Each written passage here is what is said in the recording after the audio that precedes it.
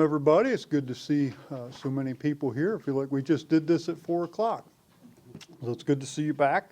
We'd like to remind everybody to silence your electronic devices, please. And if you would, please stand and join us in the invocation and the pledge. Lord, we begin our meeting tonight by thanking you for the many gifts you bestow on us. May we never take our blessings for granted and always remember that all that is good flows from you.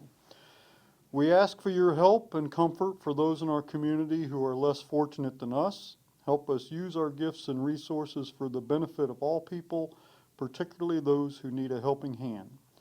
We pray for your blessing upon our meeting tonight. Grant us wisdom, compassion, and a genuine spirit of cooperation as we engage in the difficult task of self-governance. As one community, we ask all this in your name. Amen. I pledge allegiance to the flag of the United States of America and to the republic for which it stands, one nation, under God, indivisible, with liberty and justice for all.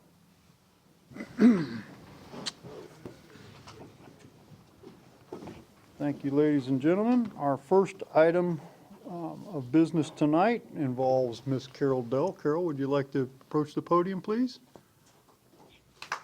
Hey! Well, let me tell you why we're clapping at her first. They don't care, whatever. So, we have a certificate of recognition for you tonight, Carol. Due to your 9 years of invaluable service on the Temple Terrace School Support Committee, Carol, who's a retired teacher for many of us who know, has served on school support committees since 2013. Her last term on school support committee expired last month after 9 years on the committee. But for those of you who know Carol in the community, she's also served the city for many years on the library board, on the River Watch Task Force, and I'm not even sure all the informal things that you've done on the side that probably didn't get recognized. So for that, I would like to give you a certificate of recognition. Very nice. That reads, Certificate of Recognition to Carol Dell for her service on the School Support Committee, July 1st, 2013 to July 16th, 2022. In recognition of your 9 years of invaluable civic service to the city of Temple Terrace and Hillsborough County, and for your dedication as a member of the Temple Terrace School Support Committee. And this is on my behalf of me, and you and I have served together on the River Watch and other things, but also for the entire city council and the 27,000 or so residents that you've helped to make this a better place. So, Carol, thank you for your service. Would you like to say a few words? I would, but I don't know if the microphone's on. Do I push power? Is it okay? No, that's a light. It's on. Okay. Well, I wrote down a few things because I didn't want to miss any important names.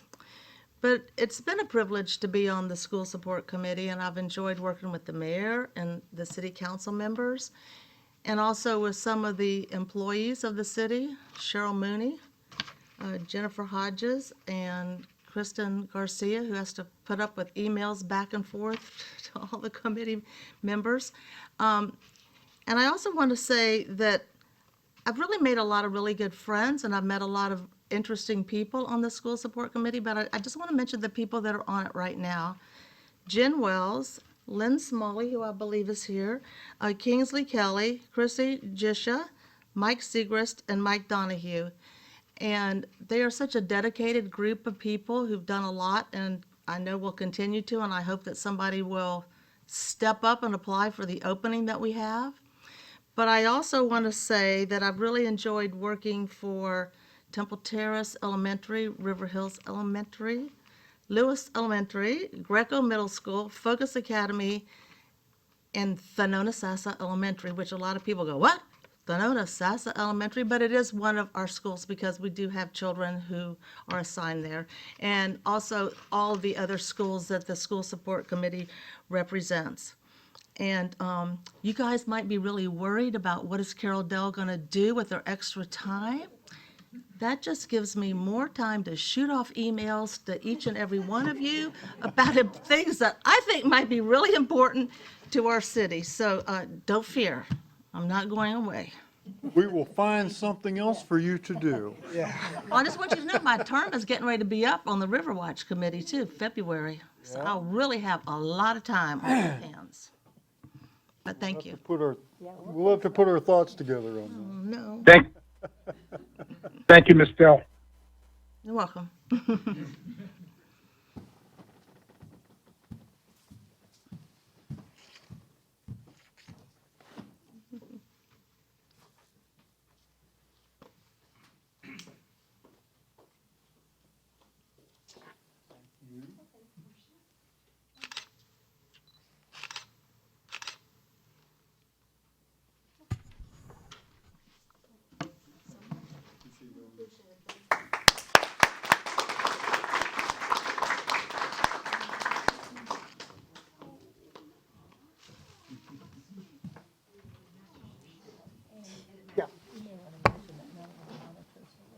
Yeah, so Cheryl, Brian, I'm not sure who to fix this, but none of our monitors are on up here. If we are gonna need them in the future, we'll need them somehow turned on.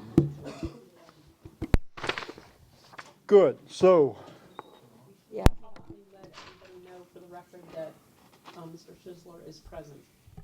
okay, good. So I did wanna let the public know that Vice Mayor Schistler is present. He is, electronically present. He's not physically here, but he is present on the telephone. So also, I need your help in helping me to remember that all of our votes tonight need to be roll call votes. Okay. So we're not used to that, so I'm likely somewhere along the line I'll forget that. So if you'd help me remember that, I appreciate it.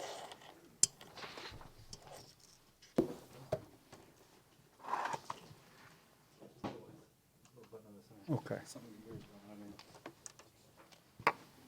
Oh. There we go. They all on? Good, okay, very good. Next item of I'm here. business is our board appointments. We have an appointment to the Hillsborough River Technical Advisory Council. There is a vacancy on the Hillsborough River Technical Advisory Council, commonly referred to as the TAC, for a term extending from August 2nd, 2022 until August 2nd, 2026. The city received one application from Stu Marvin. Mr. Marvin's term expired and he is eligible to serve another term. I don't see Stu here. Is there a motion to approve the appointment of Stu Marvin as a member of the Hillsborough River TAC? I move to approve. Second. Motion and a second by Councilmember Chambers. Is there any discussion on the motion? Vice Mayor, were you able to hear that okay? I'm good. Everything's good. Okay, very good. So we will call for a roll call vote. Vice Mayor, I'll let you go first. Aye. Aye. Aye. Aye. Aye. 5-0, thank you. Next item is the Hillsborough County TPO Bicycle Pedestrian Advisory Committee appointment. There is one vacancy on the Hillsborough TPO Bicycle Pedestrian Advisory Committee for a term extending from August 7th, 2022 until August 7th, 2024. The city received an application from Jamie Morris. Is Ms. Morris here? Council, I'd like to ask your indulgence on this, or permission rather. I've been out of town recently. I'd like a chance to postpone this if we can, for me to have some discussion with staff, city clerk and city manager over this. I don't, nothing to do with Ms. Morris. I want to discuss the collaboration between this appointment and our city's bicycle pedestrian committee to talk about how that's going to continue to work, because the person who just is leaving was on both. And so, with your permission, I'd like to delay this. Is that gonna cause any heartache No. with anybody? No, you can postpone No issues. a date certain, or you can just simply table it indefinitely. Can we table it That would be my preference, not to unnecessarily delay it, but I know we have a lot of things coming with the selection of the city manager, and would it be all right with you to table it? Okay with me? Vice Mayor, is that okay? Yes, it is. I agree. Okay. Thank you all. I don't need a vote on that. Make it, Okay, would somebody, I'll move that we table this issue until, well, it's just tabled. second. motion and a second. Second. Any discussion? I think Councilmember Abel beat you to it there, Vice Mayor. Any discussion on the motion? That's okay. If not, Vice Mayor, I'll let you begin the voting. Aye. Aye. Aye. Aye. Aye. Aye. 5-0, item is tabled. Thank you all. Next is consideration of minutes from the previous meetings of July 19th. Has everybody had an opportunity to review the minutes? Is there a motion to approve? I move to approve the minutes as presented. Second. Vice Mayor, did you hear the motion? Yes, I did. Any discussion of the motion? If not, all those in favor, Vice Mayor? Aye. Aye. Aye. Aye. Aye. 5-0, minutes are approved. Next item are persons wishing to be heard on items not listed on the agenda or items on the consent agenda. I have a lot of people in the gallery. I don't know how many people plan to speak, but we do have a rule that we allot 30 minutes for all public comment at this portion of the meeting. If it's necessary and we go over 30 minutes, we continue the public comment section at the end of the meeting. There is a 3-minute time limit imposed on all comments from the public, and we do ask that speakers approach the podium and begin with their name and city of record, or city of residence, rather. I do have one request to speak as of now. If you would like to speak, there are forms in the back of the room. Just put your name on them and pass them to the city clerk on the dais, and we'll make sure you get your 3 minutes. Right now, Ms. Jan Tumbleson would like to speak. Welcome, Ms. Tumbleson.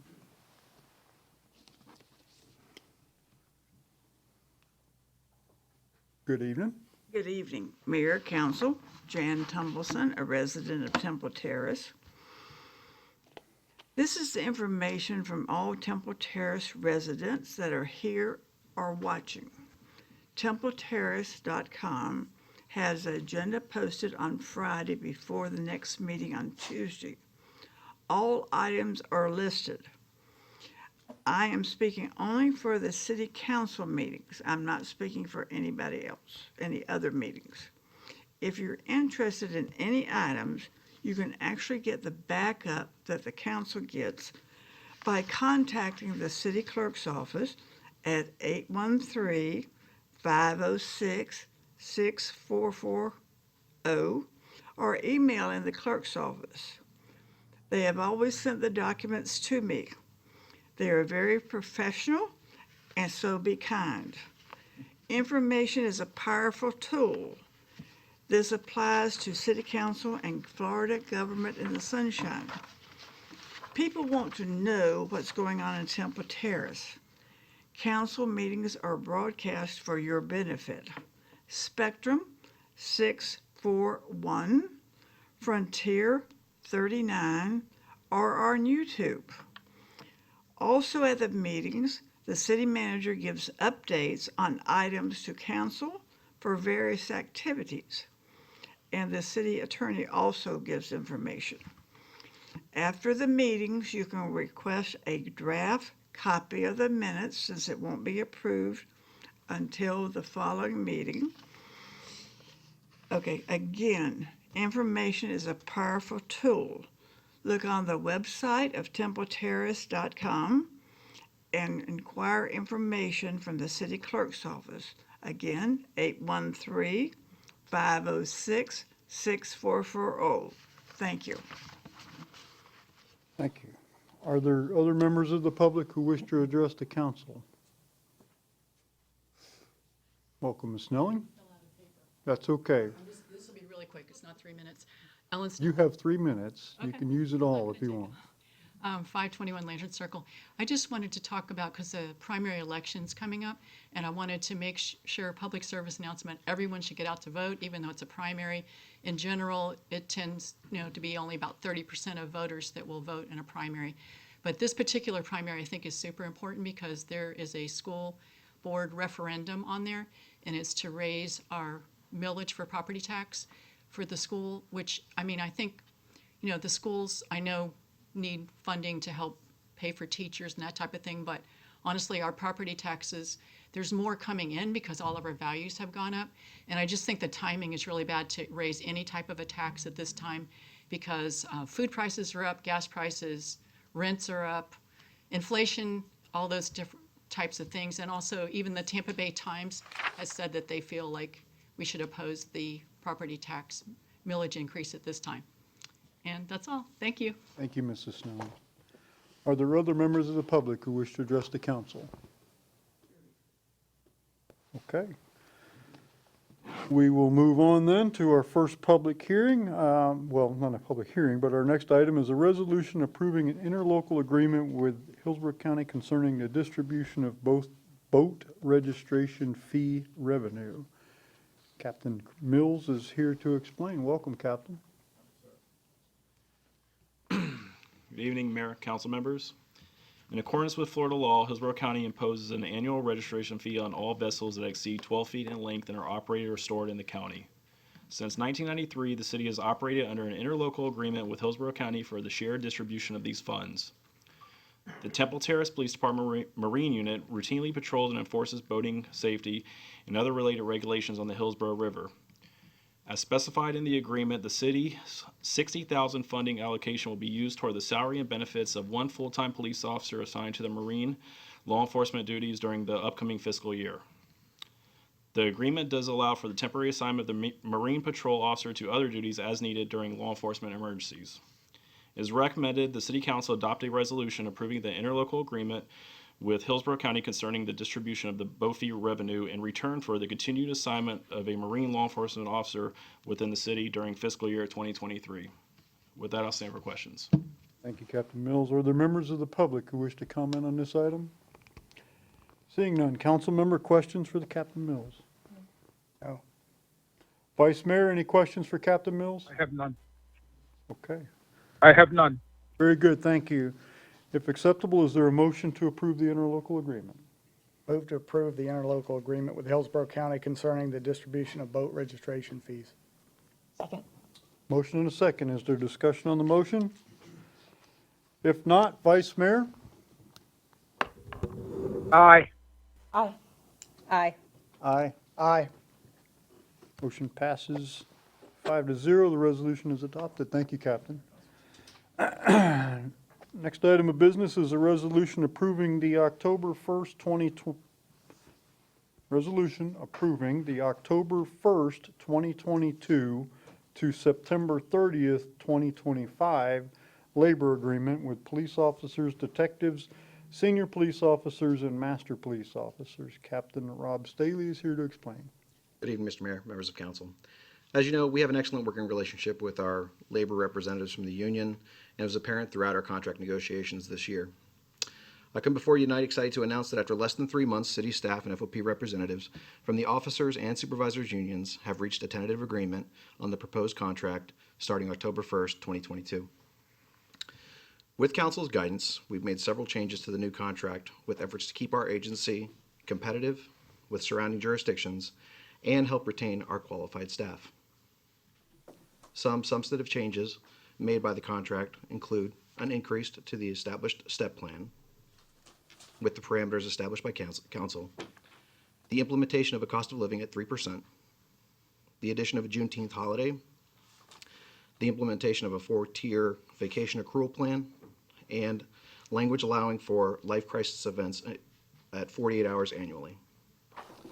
There were some minor modifications to correct some language, but I stand for questions.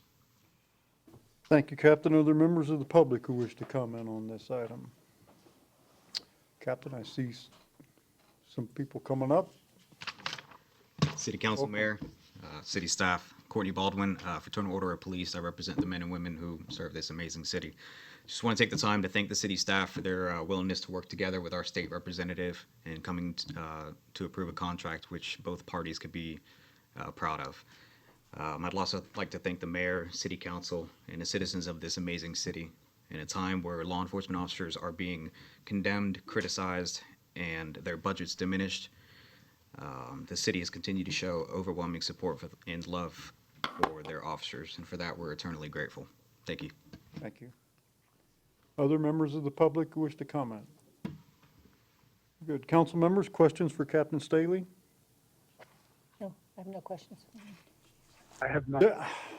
I'm sorry, Deputy Chief. Sure, that's fine. I Deputy answered Chief both now, so Staley. No I question. apologize. I've been calling you Captain since you stood up, Deputy Chief. Not a problem. Vice Mayor? I have no questions. Very good. Is there a motion to approve the contract as proposed? I move to approve the contract for, let me make sure I get this right. The resolution approving the October 1st, 22 through September 30th, 25 labor agreement with police officers, detectives, senior police officers, and master police officers as proposed. Second. Motion and a second. Is there discussion on the motion? If not, Vice Mayor? Aye. Aye. Aye. Aye. Aye. Aye. Resolution is adopted 5-0. Thank you, Deputy Chief. Next item is related. It's a resolution approving the October 1, 2022 to September 30th, 2025 labor agreement with police corporals, master corporals, sergeants, and master sergeants. Deputy Chief Staley will explain. All of the changes made to the previous contract were mirrored in both contracts. The supervisors and the officers negotiate together.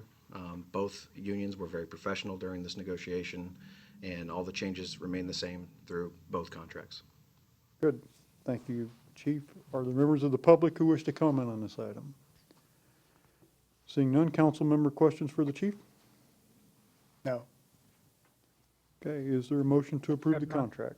I move to approve the resolution approving the October 1st, 2022 to September 30th, 2025 labor agreement with corporals, master corporals, sergeants, and master sergeants. Second. Motion and a second. Is there discussion on the motion? Okay, Vice Mayor. Aye. Aye. Aye. Aye. Aye.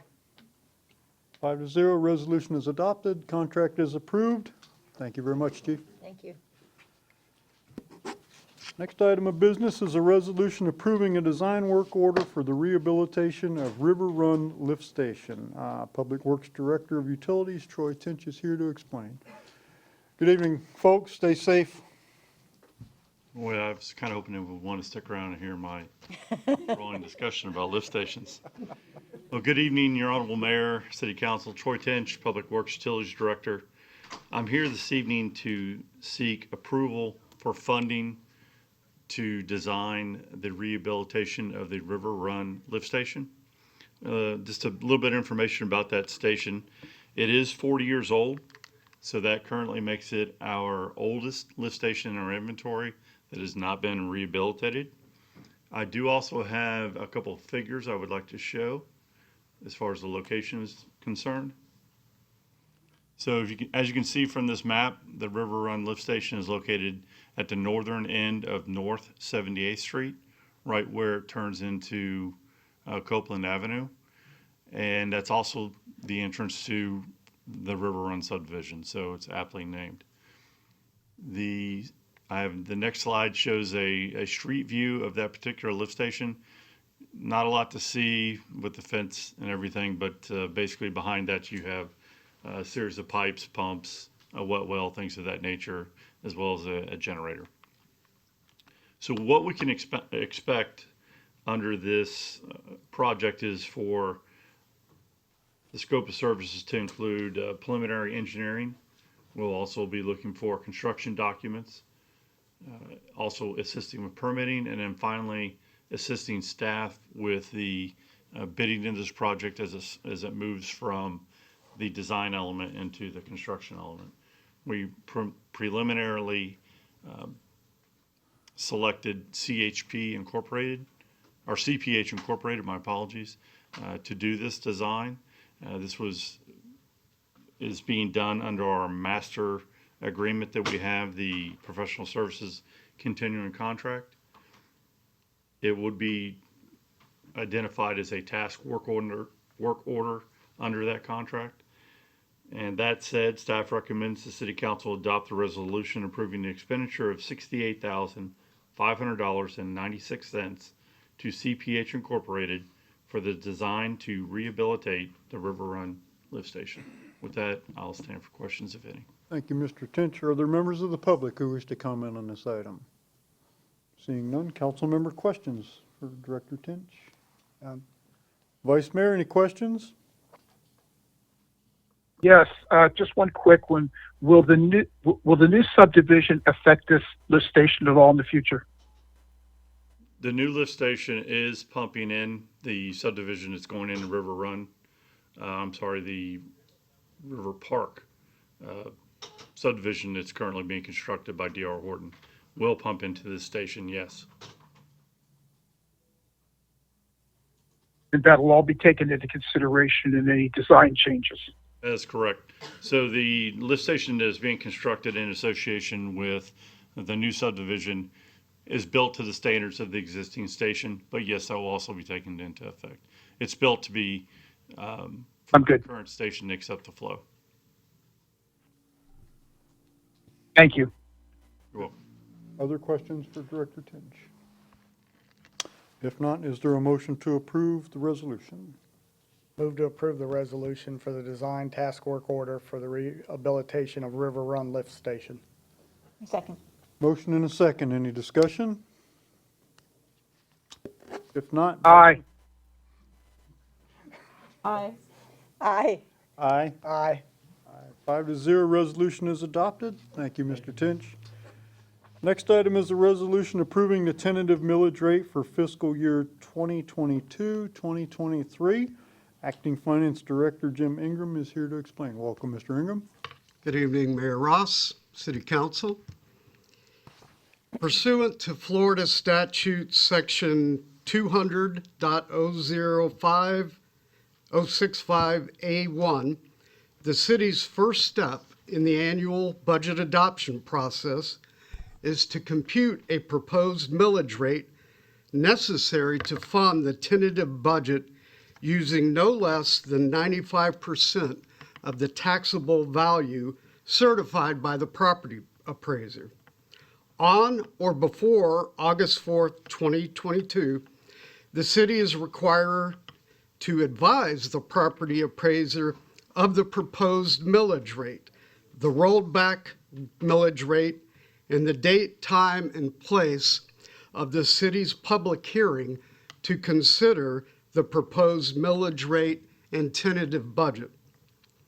The tentative millage rate that is adopted should be a rate the City Council does not expect the adopted budget to exceed, although the rate may be decreased either before or at the first and/or final budget public hearings. Conversely, if the rate adopted at the public hearings in September exceeds the proposed rate, the city will incur the expense of notifying each taxpayer of this increase by first-class mail. After the completion of several budget workshops, Council has determined that the tentative millage rate should be set at 6.455, which is 0.1 mils less than last year's millage rate of 6.555 mils. City staff shall prepare a budget with a millage rate of 6.455, which would generate $16,412,509. That's the 95% required for budgeting purposes in tax revenue, and allows for a continuation of existing public service levels. I stand for any questions. Thank you, Mr. Ingram. Are there members of the public who wish to comment on this item? Seeing none, council member questions for Mr. Ingram? None. Vice I Mayor? have none.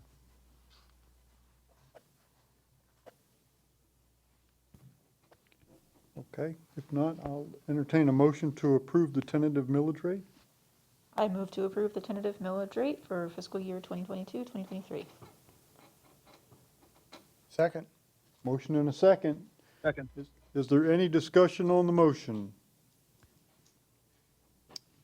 Vice- Aye. Aye. Aye. Aye.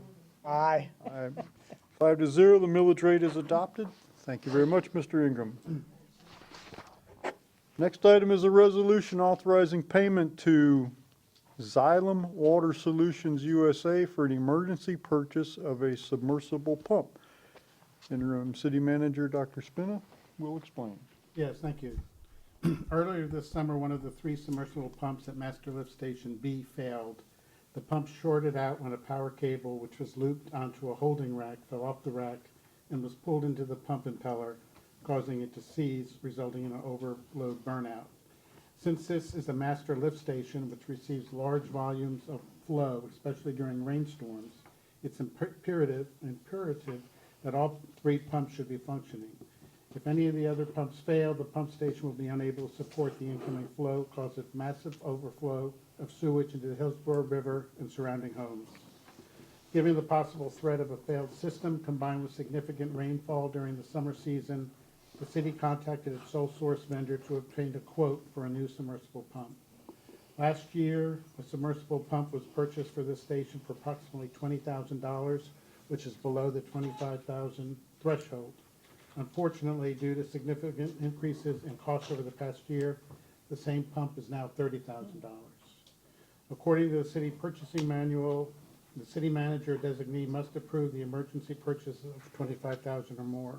The city manager was contacted, I was contacted, and subsequently granted authorization for the emergency procurement of a submersible pump for Master Lift Station B.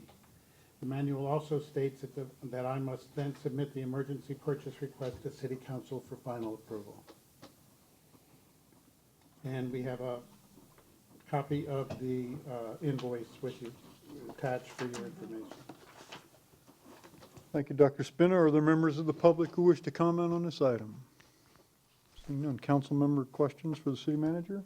Councilmember Abel. I have a question. It might be for Mr. Tench, I'm not sure. But you said that this was going to be affected by rainstorms, but I was under the impression that this was specifically for, like, you said one of the results could be overflow of sewage, which is not stormwater, but like sewer water.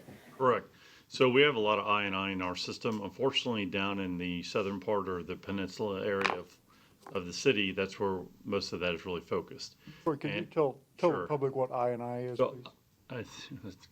I&I is inflow and infiltration. So what happens is when we have rain events, it either flows in through maybe an opening in the manhole, or in Florida, we have a very high water table. The groundwater table is at or near the surface during much of the year, especially during the rainy season. And because our pipes are literally submerged into the water, you get I&I inflow and infiltration into the pipes themselves. Now, we have a project that we're working on to address that issue and reline those pipes and kind of limit that I&I. But because we do get large amounts of rains during this time of the year, it is imperative that all 3 pumps are functioning, because if we did have an SSO or a sanitary sewer overflow, there is a potential for it to reach the Hillsborough River. And we definitely want to limit that from happening. So this 3rd pump, so generally it runs on 2 pumps. The 3rd pump kicks on during what they consider high flow. Well, during our rain events, if we were having kind of a high flow scenario, that 3rd pump is really important to have. So that's why we went ahead with that emergency purchase. I see. So this is helping to keep stormwater runoff from going into the sewer water and making it so it's... Well, unfortunately, right, so the stormwater runoff generally goes through our stormwater system. They're not connected. Again, this has to do with I&I, the inflow and infiltration. So it is stormwater that's coming down, and technically to storm water runoff, but I don't want people to be confused with our stormwater system and our wastewater system. They are two separate systems.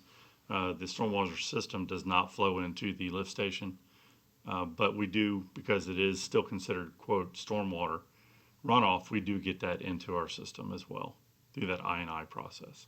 Thank you. That's all. Other questions? Councilmember Chambers? Has the pump been installed? It has been ordered, and I believe right now we're on bypass. We're waiting for that to come in. As soon as it does, we will install it. Okay, thank you. Meaning we have a bypass pump on site, waiting for that new pump to come in. When do you expect it'll be in? Well, we're running, right now, a lot of our pump orders are running a bit behind. This was likely more of a common size, so hopefully within the next 6 weeks, I believe was the understanding I had from staff. Wow. Other questions? No. Vice Mayor, any questions? Nope. Okay. Is there a motion to approve the authorizing payment to Xylem Water Solutions USA? Move to approve the payment. I second Sorry. that motion. Motion and a second. Any discussion on the motion? If not, Vice Mayor? Aye. Aye. Aye. Aye. Aye. Aye. 5-0, resolution is adopted. You may pay for the pump that we don't have yet. So the next item involves an issue that I am going to recuse myself from. I do not think it's appropriate for me to be part of this discussion.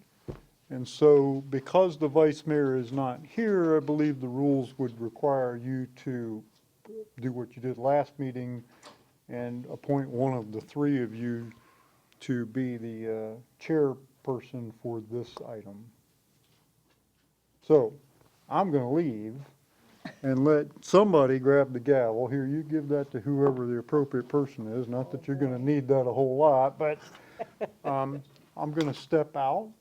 And if you would just send the deputy chief or somebody out to get me when you guys are concluded. Don't go far. Well, since you have the gavel, Take your time. Second. I would like to ask that Councilmember Donahue will run this part of the meeting. I think we already have a second. Yes. I think we do. I will accept the nomination.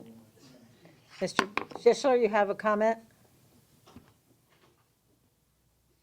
No. No. You're still in the room?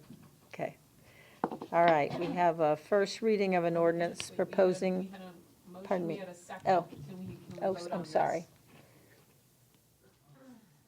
Mr. Schischler, your vote? Yes. Aye. Aye. Aye. Okay. I believe Ms. Shoshone is going to explain the item. I'll turn it over to her. At a recent meeting, council had voted to increase the salaries of council and the mayor. This was a long time coming. There had not been any increases for quite some time. The city charter, though, addresses the issue of compensation for mayor and for council. In Section 2.01, it states that compensation for council would be by ordinance, and that's all that it says. However, in Section 3.04 of the charter, it prohibits increasing or approving an increase in compensation for the mayor during the term of office for which the mayor shall have been elected. The effect of this then would be that council would be eligible to receive the increase in compensation that had recently been approved, but the mayor would not be eligible to receive any increase until the time that either a new mayor is sworn in or the current mayor is reelected and sworn in. So he would be in this particular case, because of timing, he would be waiting a good long time. So number of people have made comment about this, that it did not seem fair, given the fact that our mayor has done so much and does so much with city business and attending different things and dealing with extraordinary circumstances ever since he stepped into the position. So what is being proposed here tonight is a charter amendment. In order to amend our city charter, it needs to be approved by ordinance by this council, and then if approved, the language then needs to go as a referendum onto the ballot in November for the citizens to vote on. The question that will be put before the voters that's being proposed in this ordinance would read as follows. It would be only one question, and it would say, should Section 3.04 of the revised charter be amended to remove the prohibition against the mayor's compensation being increased or approved during the term of office for which the mayor shall have been elected, and thereby allowing for an increase in compensation to occur in the same time and manner as for other council members? What that would look like then in our charter is it's only section 3.04 basically only includes 2 sentences with regard to compensation for the mayor, and it would remove the second sentence, simply leaving the same pretty much the same statement as for council members. It would just simply read, the annual compensation and expense account of the mayor shall be prescribed by ordinance. So if there are any questions? Are there any comments from the public? Council, questions? Yes. I do. I have a comment and a question. Okay. Currently, is that? Go ahead, James. Thank you.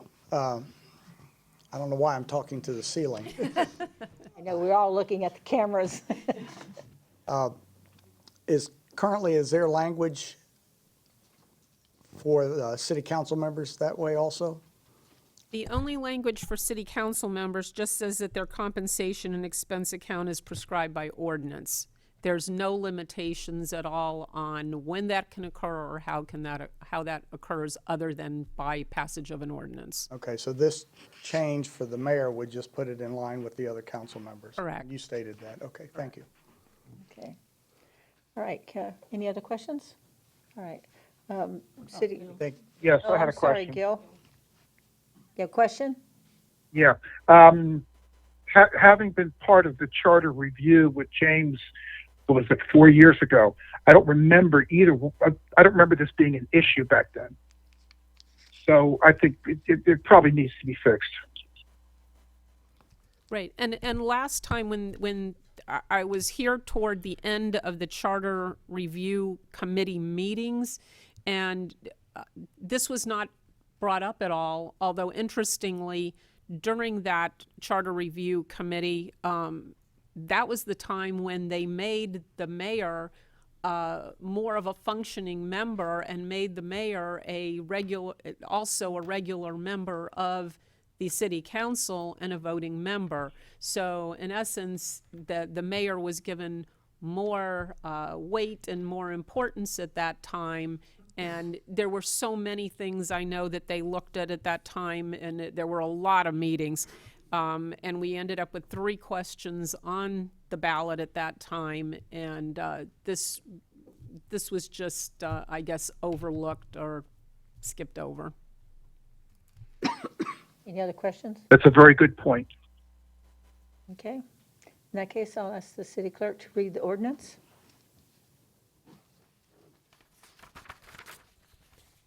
An ordinance of the City of Temple Terrace, Florida, relating to the government of said city, amending the revised charter, Article 3, Mayor, Section 3.04, compensation by eliminating the prohibition against increasing or approving an increase of the mayor's compensation during the term of office for which the mayor was elected, providing for a referendum vote thereon, providing an effective date.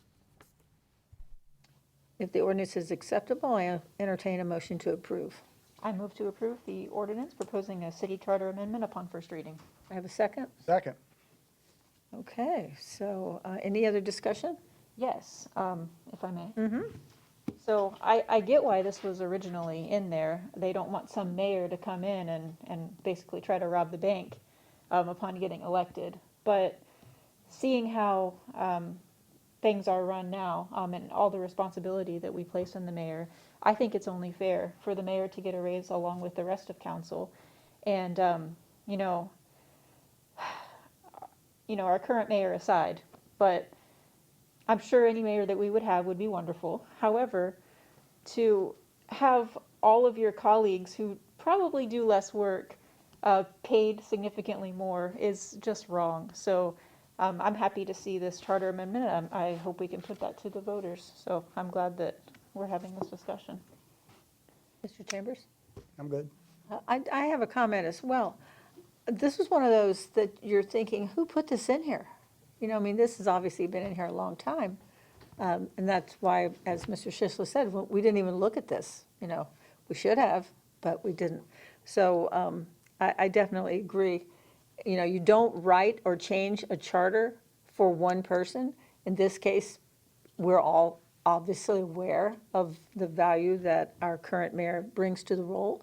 And so the fact that it's going to go before the voters makes it, again, the voters' will to make that change. So I would then call for a vote on the motion. I'm listening. Mr. Schisler? Aye. Aye. Aye. Aye. Okay, the motion has passed, and someone can go get our mayor. Can I add one more thing? I'm sorry, the ordinance will appear for a second reading and public hearing on Tuesday, August 16th, 2022.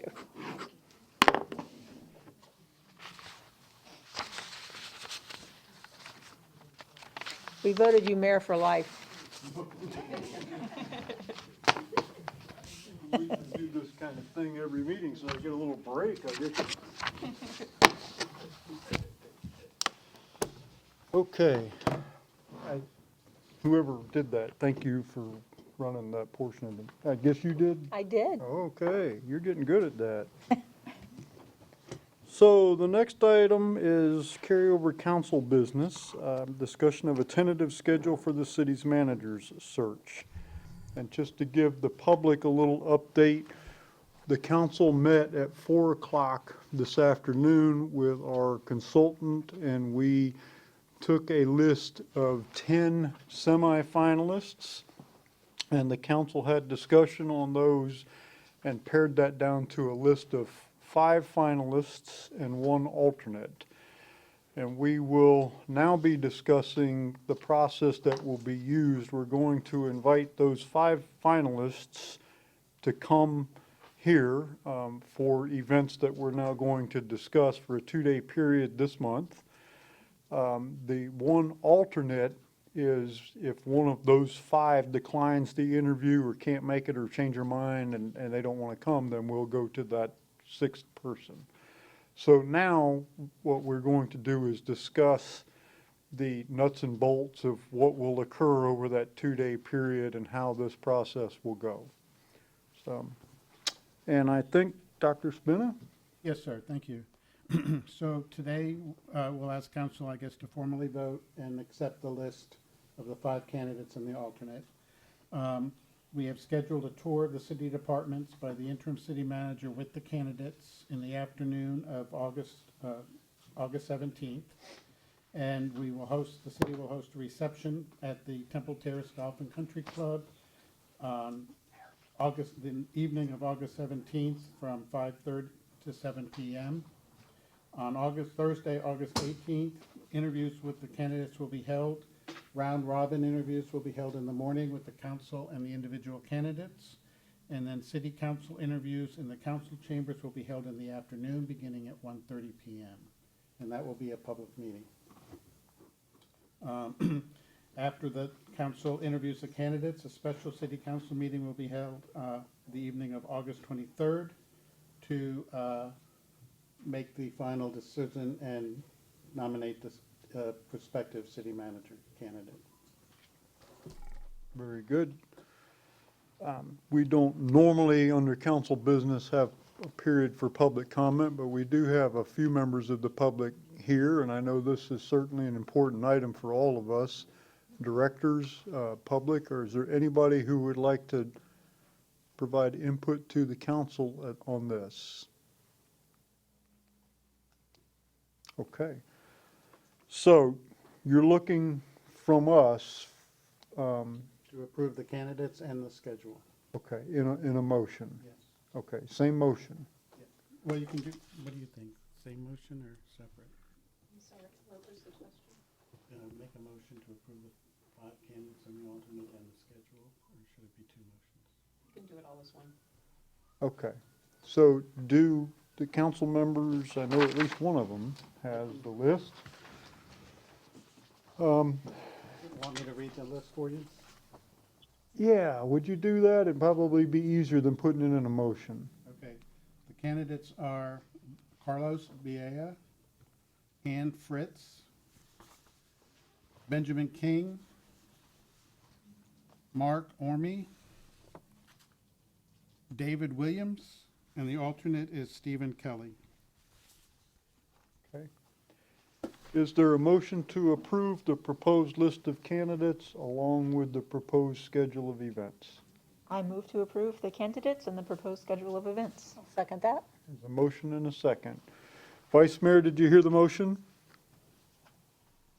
Yes, I did. I vote aye. Is there any, stand by, any discussion on the motion? Okay, Vice Mayor, it's all yours. Aye. Aye. Aye. Aye? Aye. Aye. 5-0, the candidates and the process is approved. Very good. Other council business, carryover council business? Board reports, new business and board reports. So we do have one item here under new business, and that is discussion of the city's logo. Dr. Spina? Yes, thank you. From my understanding, in 2015, the city adopted or improved upon an existing city logo, which is over your back there, that added a little larger size to the Temple Terrace, Florida type, and I think the amazing city since 1925 tagline. In the meantime, in ordering garbage bins, I think is what started it. It was difficult to place that logo on the bins because of the different colors and the scroll involved. So the marketing department designed a second logo that featured the clock tower, I guess it is, that's on 56th Street south of the river. And the different logos have been used on the sanitation bins, and then it has been adopted in different areas in the city. So we're coming to you tonight to ask to approve the newer logo as the city logo, and in terms of better design capabilities, reproduction, and use within the city, and a little more modern design.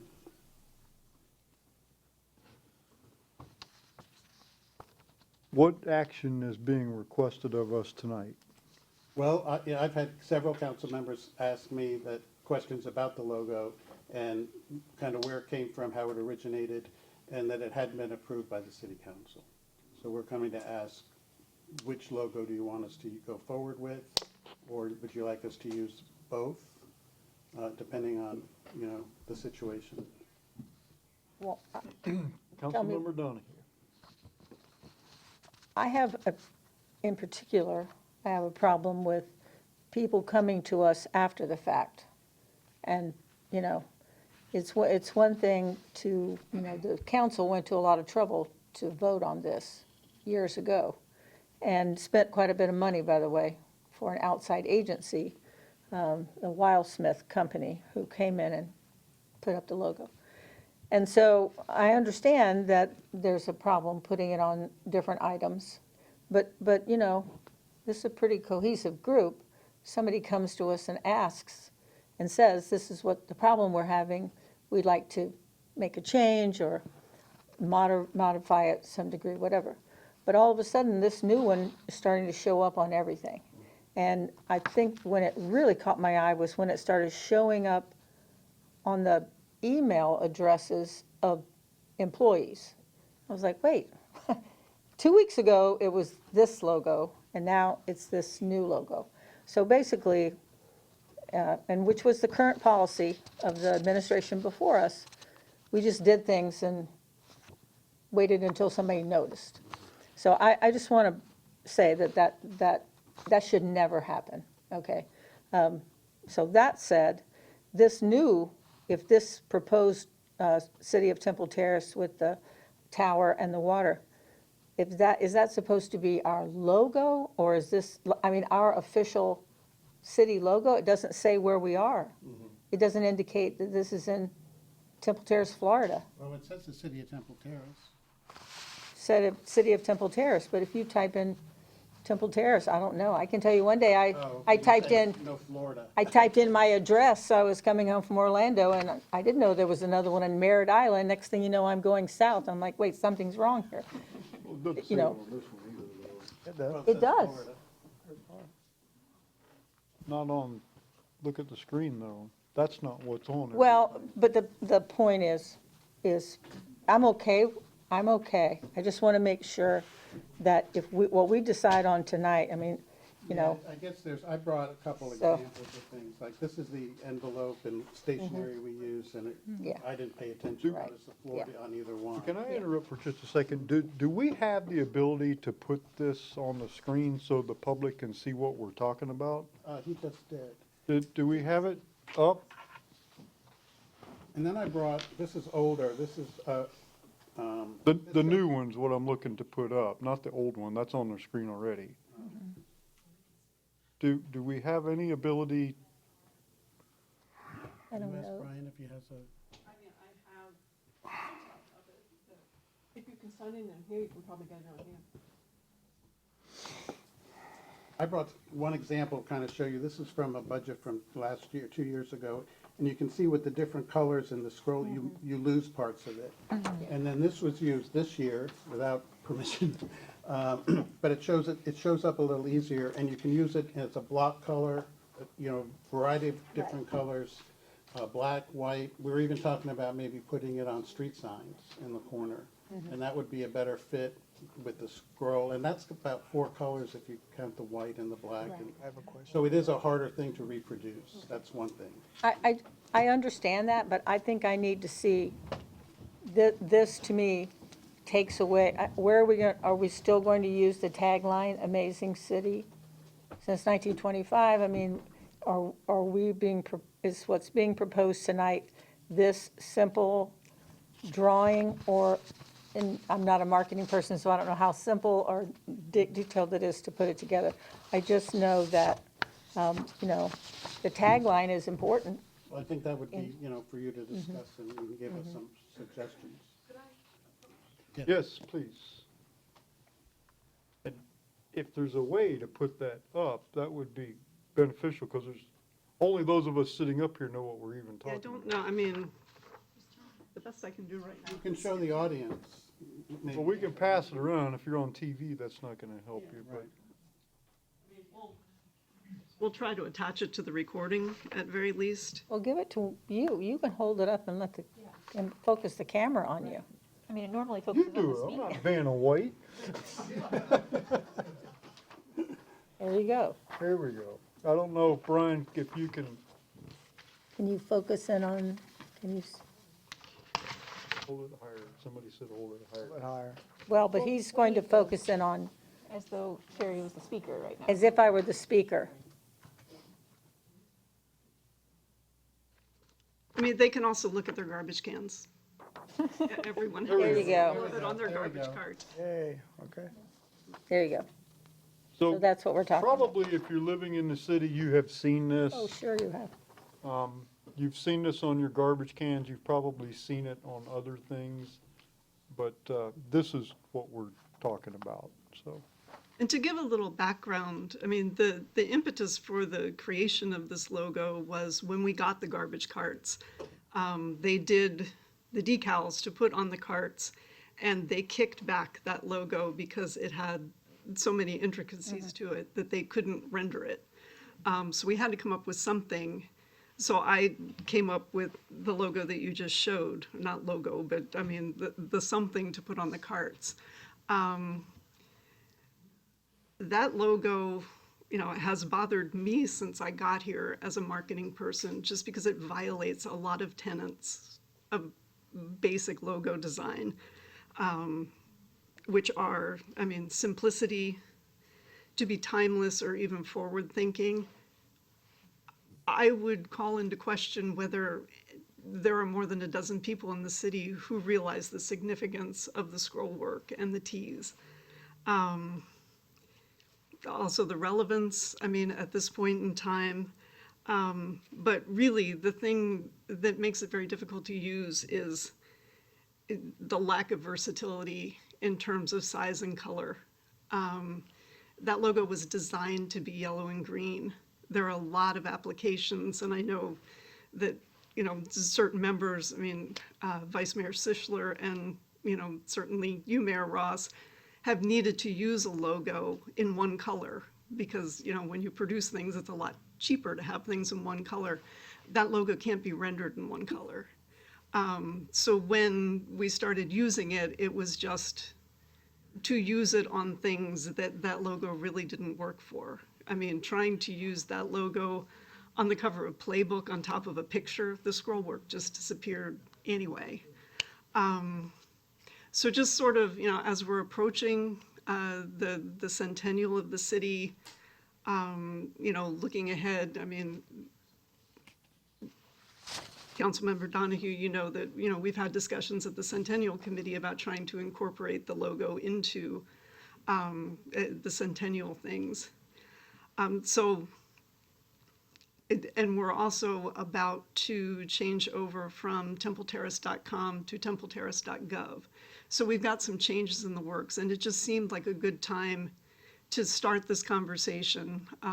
You know, obviously we've kind of beta tested this logo. It's been out there on the carts. It's been out there on certain other things. I've not gotten any negative feedback about it.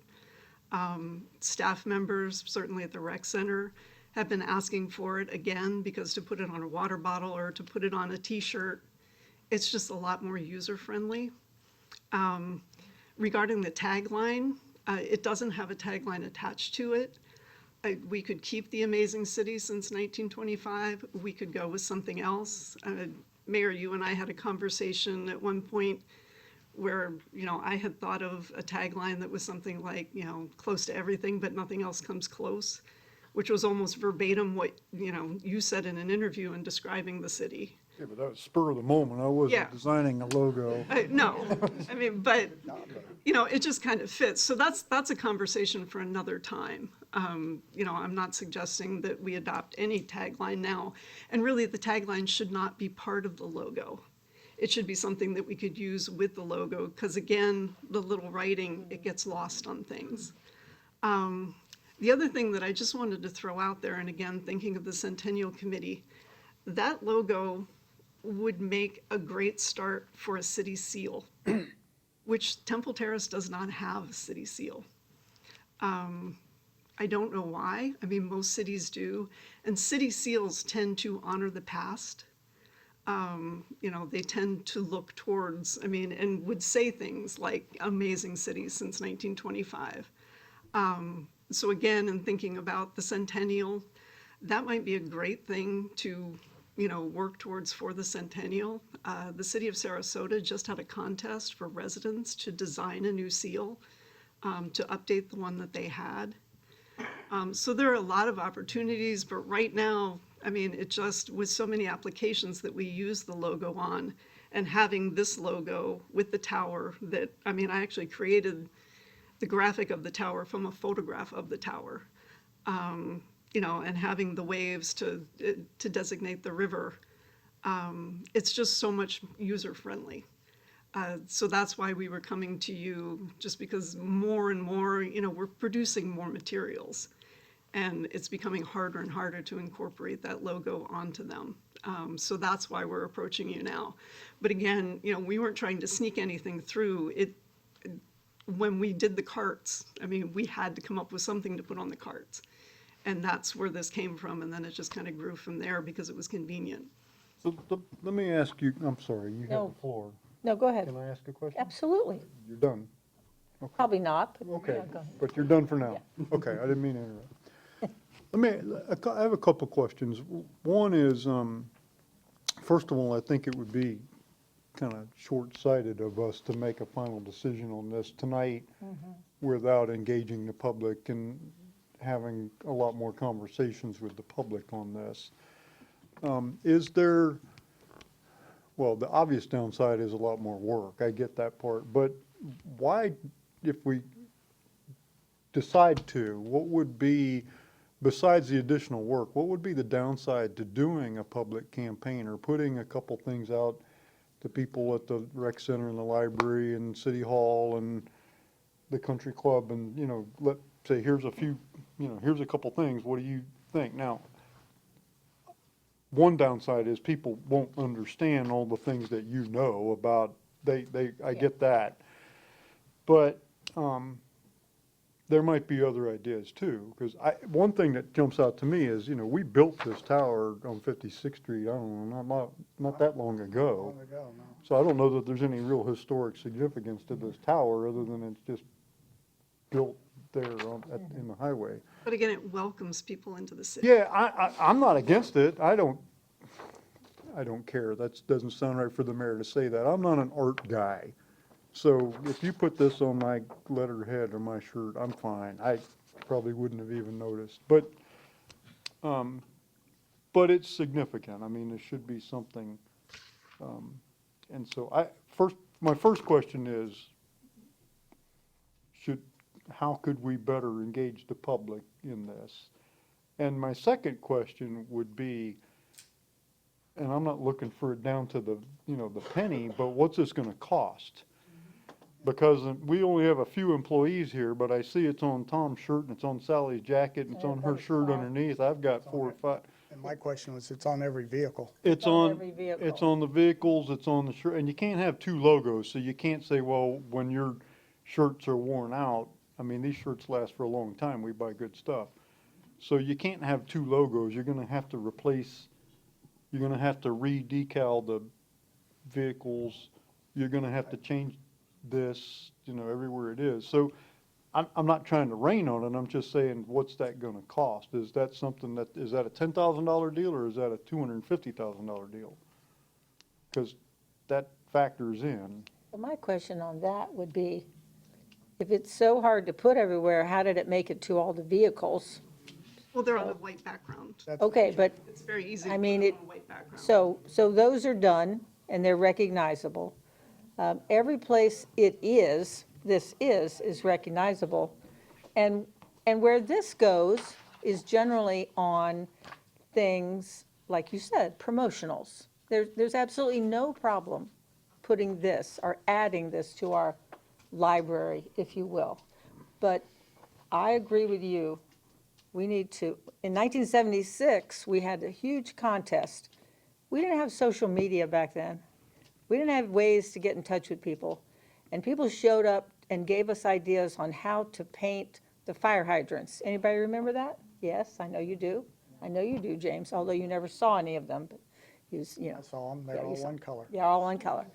So, I mean, when the Arts Council opened up an art project to the city during the pandemic, it was on social media, and people flooded the city with signs and of artistic value. So putting it out there for people to come up with, plus we have an awful lot of talent in this city. I'm sure we have professionals who would weigh in. So I think that's a great idea, okay? And I think that's something that the Centennial Committee will embrace, because while they know that could be part of their job and that they've already started talking about this, knowing that they can get input from other people, I'm sure they would welcome. One of my questions also would be that to get ready to make the change, that is going to be very expensive. So my suggestion would be that we add this where it accepted as an acceptable promotion, but that we consider this to be our seal. Now, let me ask you a question and maybe you and Mrs. Dell. The seal we used to have that sat back here, that is now in my possession in my backyard, Is that where it is? Okay. that's where it is.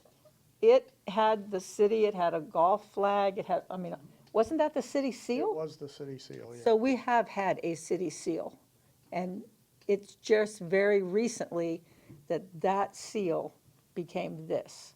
So it's not, I'm not saying we have to bring that back, but we have a good foundation for a city seal, and it said all those things, the year, the city, the state, all that stuff that, I mean, I think And that would be great to have, like, on City Hall. I mean, that's what should be on the Yes, circle on City yes, Hall. right. It was there. A logo. Yeah. It was on city. it was Yeah. on City Hall. Yeah.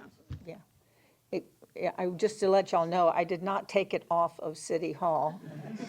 When they took it down and decommissioned it, Wall was falling down, so heavy. Mr. Rimby Yeah. took possession of it, so.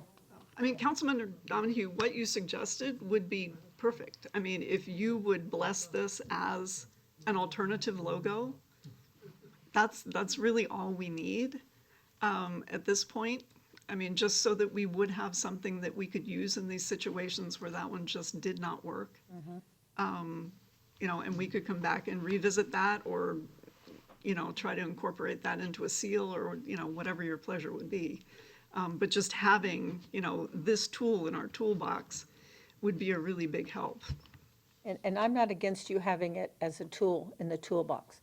I am against it being used in places where the official logo should go. And if that means on the letterhead, then, because obviously you can print it on a white envelope, so that would be fine. So, other than that, for a while, the Chamber of Commerce had a logo very similar, because it looked almost identical. And I had people say to me, wow, the city has adopted our logo. I said, no, we just put up this tower, everybody wants to brag about it, so I'm sure that's how that happened.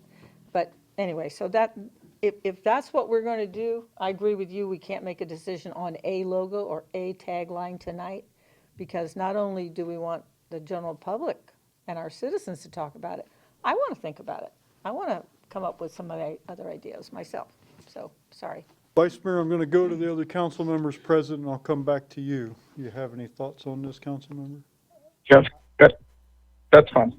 I can support the alternate multiple logos, but a comment on our vehicles. This current logo on our city vehicles looks a lot like the county logo. I don't know if staff has ever run into that, but from a distance, the county logo and our logo look the same. Really? Yes, they do, on the vehicles. I don't know yes, Jan, I think so. So, I don't know about you do, but I see it, and maybe because I don't see the colors, which is one reason why a logo change would be good, and I see that. But I don't support the expense of changing all our vehicles and all our other logos all at once, so. Councilmember Abel? I think I'm mostly just gonna echo that. Like you, I wouldn't really notice logos, but I do trust the expertise of the graphic designer to point out why something is wrong with that logo in some contexts. But like Mr. Chambers said, I wouldn't want to change that out or change out what's on all the vehicles. So I'm in favor of the idea of using what you propose as an alternative logo for the instances where a more simple monochrome type logo is appropriate. So I don't have any problem with this as long as it's not like going to be the official logo. So that's it. Vice Mayor Schisler, any thoughts on this item? Yes, I do. I appreciate the opportunity to talk about this because I have been told by others in the community that the logo that we're using is very difficult to work with. So I do appreciate the simplicity of the new option. I would support wholeheartedly this being an alternative logo. Lots of organizations have multiple logos, and some are easier to work with than others. So I would fully support this as being an alternative. I'm not sure about the tagline that would require somebody far more creative than I am to work with that. And I'll stop there. Okay. Well, I really came into this discussion thinking this was gonna be one that I didn't have any opinion on, because I'm not a logo guy.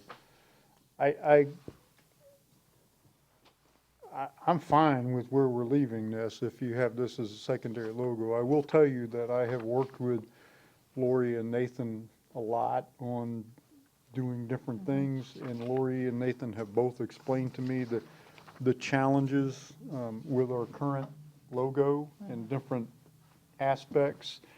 And since those explanations, I guess I've paid a little more attention when I see stuff. And I do see what you're talking about. This doesn't translate well in there we go, that's good. It doesn't translate well, and just, even the new canine monument outside, I walked by that the other day, and I'm like, the two T's don't show up. You can't see the two T's, and that's the key. I mean, that's the whole point of the logo, is the two T's. And they don't show up when you walk by, take a look. So I'm good with this. I'm not excited about spending tons of money to rebrand everything, but I am a little concerned about having more than one logo. You're right, the vice mayor's right. There are plenty of organizations that have, but I always thought that was a little less than good. It is less than good. I think we should try to have one. I mean, I had printed out, and I think I have enough for all of you up there, and it's on the back of this. I mean, some samples of, Well, before you do that, let me throw something out and see what you think of that. Here's where I am thinking of going. We have a 100-year celebration that we've already begun to plan for, right? At the same time, we have a new city manager coming aboard, right? We're really kind of turning some corners here in terms of a city. So we just are finishing up the budget process, and we don't have the money in there to rebrand the city this year. We didn't budget that. And I think that figure is gonna be higher than a lot of people think. You start talking about restriping cars and buying everybody new shirts and, right, there's a lot of money. Why don't we talk about this being on the table for part of our centennial? Because I will tell you, I don't, the logo, this looks great up here on the wall, and it looks good on their shirt, but there are challenges with that. But I gotta tell you personally, and I'm only speaking for me, not as the mayor, just as a citizen here, I've never liked the Amazing City tagline. I always thought that said nothing. And so, but instead of just, here we are, we gotta make a decision because we can't put that in a magazine. Let's think about doing this right, and maybe next budget, we do put some funds in there to bite the bullet and maybe change the logo and restripe the cars and all that. And also then we have time to think about a public campaign where we can engage the public and get feedback and suggestions and stuff, and we can all take a breath. In the short term, do what you're doing. I think that's what the council's saying. Use this as necessary for the things that you need to. But why don't we kind of think about that as a future, as something that we need to, this is kind of a short-term thing, but let's figure out what we need to do on a permanent. okay. Because that centennial is perfect, 100 years of excellence or 100 years of whatever, kind of it's a good time to kind of start the new chapter. And you have some brilliant minds on that committee.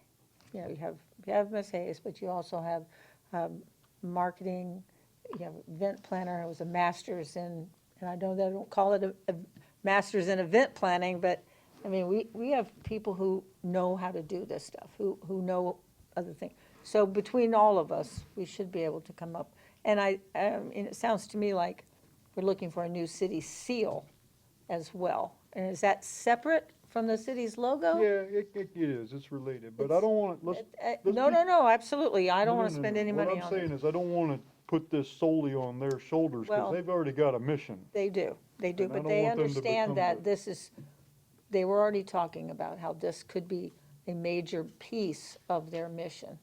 Not changing what we have, but coming up with one for the centennial.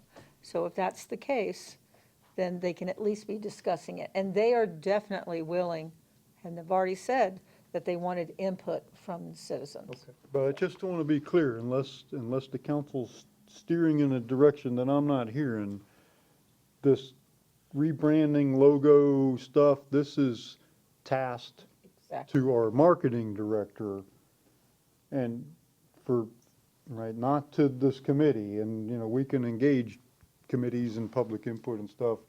I want to make sure you've got the sticky thing here, not them. Well, that's not what you told the Centennial Committee. I don't That's think part of their list of jobs. to rebrand the logo of the city. No, to come up with something for the Centennial. For the Yeah, centennial. for the Centennial. Yes. yeah. But, you know, when, like she said, there's no reason to not work together to. No, but I don't want the Centennial Committee to watch this and think, oh, now we have this. They don't have this. Right, okay. However, with that said, we have the right to, we're gonna approve this. This is coming back to us. Oh, absolutely. Yeah. Yes, yes, Okay. yes, yes. Okay, I'm fine with that. Are we good? We good? I'm good. We good? Vice Mayor, are we I'm good. I'm good. You all set? I'm good. I have the next item. I'm sorry? Oh, well, let me finish this item.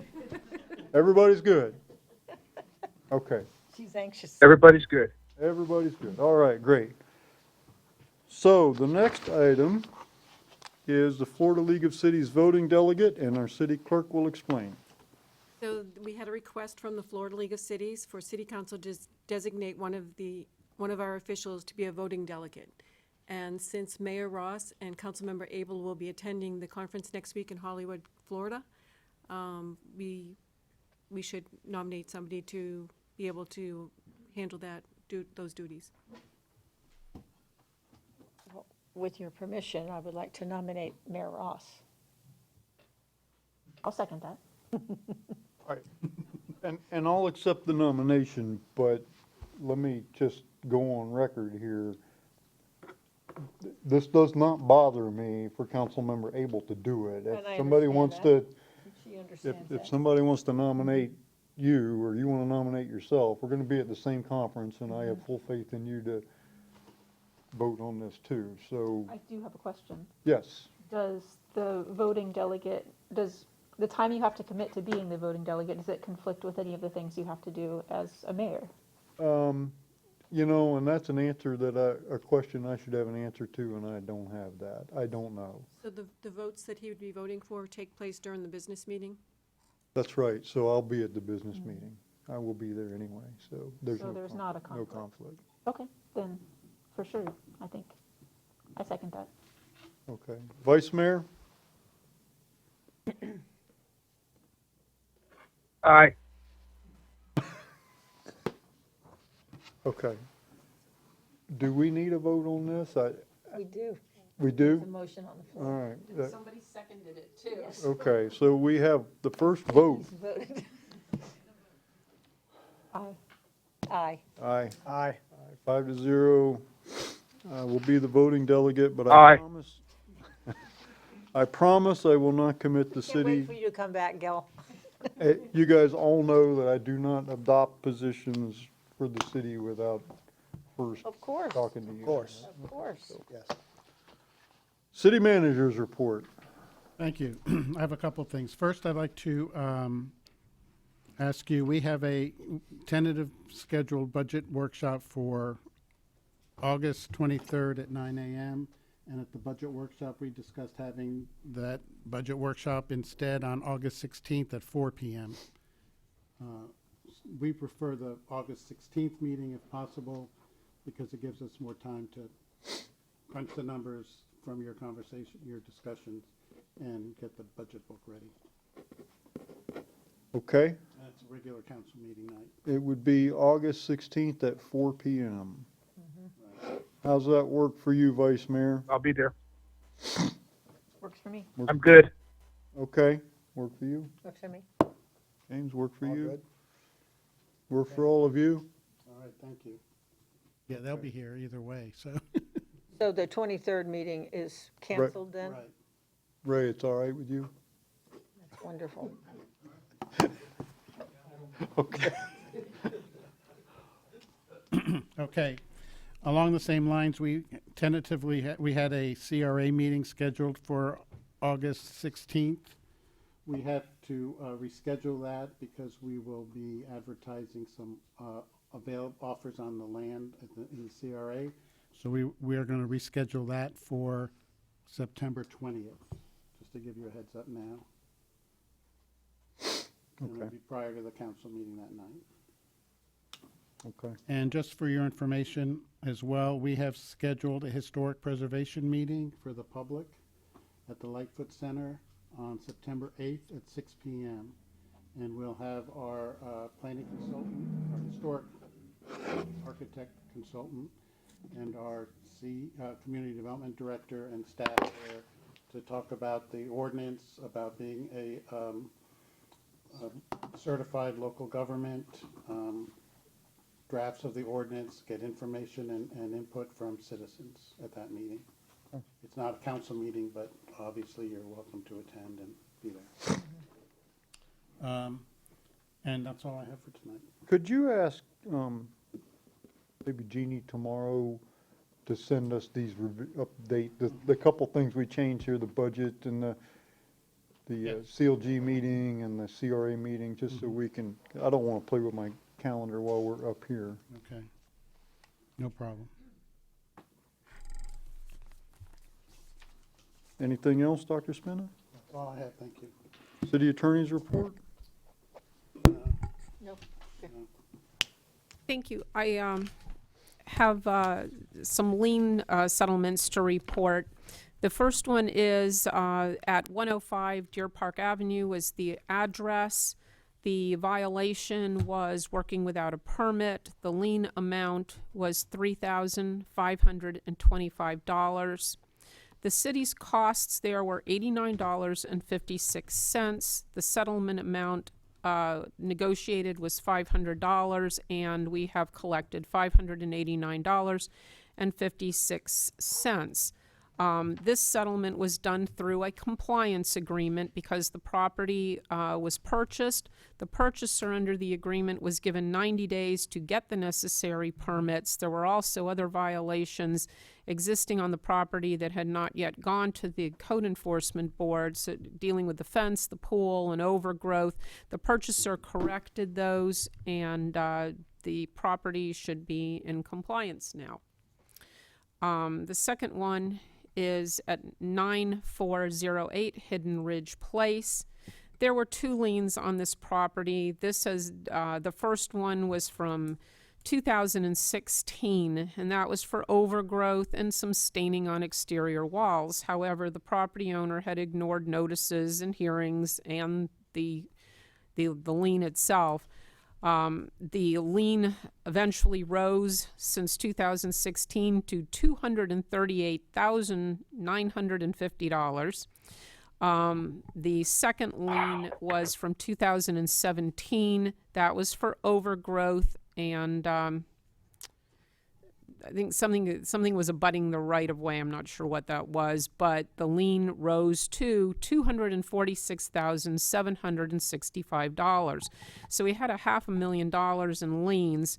And again, the property owner had ignored all the notices. The city, because the code enforcement board directed the legal department to look into the feasibility of foreclosing on these liens, we started a foreclosure action, and in doing so, we looked for the property owner. We had outside counsel assisting and looking for the property owner, and discovered that he had recently died. We then found the heirs. They had to go through probate, and the property was being sold, and so because of that, we were able to then propose a settlement on this so that the sale could proceed. And so we settled in each one for $10,000. The city's costs on the first one was $223.76. The city's cost on the 2017 lien was, or case, was $225.29. We also had legal costs involved by that point because we commenced the foreclosure of $1,380. And so we have collected now on that $21,829.05. The third lien that was settled pertained to 8710 Harney Road. This was from a 2021 case. The violation was retention pond overgrown, and the fence surrounding the pond was in unsound condition. The entity that was responsible for maintaining the pond spent significant money to clean the pond and to repair the fence. Then they needed the Southwest Florida Water Management District to inspect the pond before compliance could be attained. The lien amount total was $6,900, and the city's costs were $99.13. This was settled for $1,000, and the total collected was $1,099.13. And that concludes the lien report. I'll be happy to answer. Any questions for city attorney? Vice Mayor, any questions for the city attorney? No, sir. Good, thank you. Any other business to come before the council? I do want to have a final remark, and that is something that Mrs. Snelling commented on that I'd already planned to bring up, but I want to echo for anybody watching on television. It is so important to make sure that you vote, that you are registered, and that you vote. And I know that's important for a lot of reasons, but if you are proud of your city and want to help your city, a lot of people say, I'd sure like to help Temple Terrace. It is vitally important that you vote. I don't care how you vote, just want you to vote. And let me tell you one of the less obvious reasons why is because when we work hard to lobby or to try to persuade Tallahassee to give us certain things or to listen to us, and when we go to Tallahassee and we're contacting our senators and our state representatives, one of the things that they look at is what the voter turnout is for that city. And so the communities that have high voter turnout tend to get listened to much better than the communities that don't. So that's why if you pay attention, that's why the candidates go to certain areas. The places that have 99% voter turnout, that's where they go campaign. That's where the money gets spent. Those are the places so please, please, please, if you are a Temple Terrace resident, make sure that you vote in the primary and in the general. And so when people ask me, what's something I can do for Temple Terrace, that's one of the things I like to tell them. And it doesn't matter it matters. To me, it matters when I run. But just having high voter turnout helps the city. So please, employees, please pass that around, help promote that to people, that we need to get people registered and people to turn out to vote. So, anything else? Directors? We're all set? Everybody's going to go home? We're good, right? Members of the public, anything to come before the council? Very good, we're adjourned.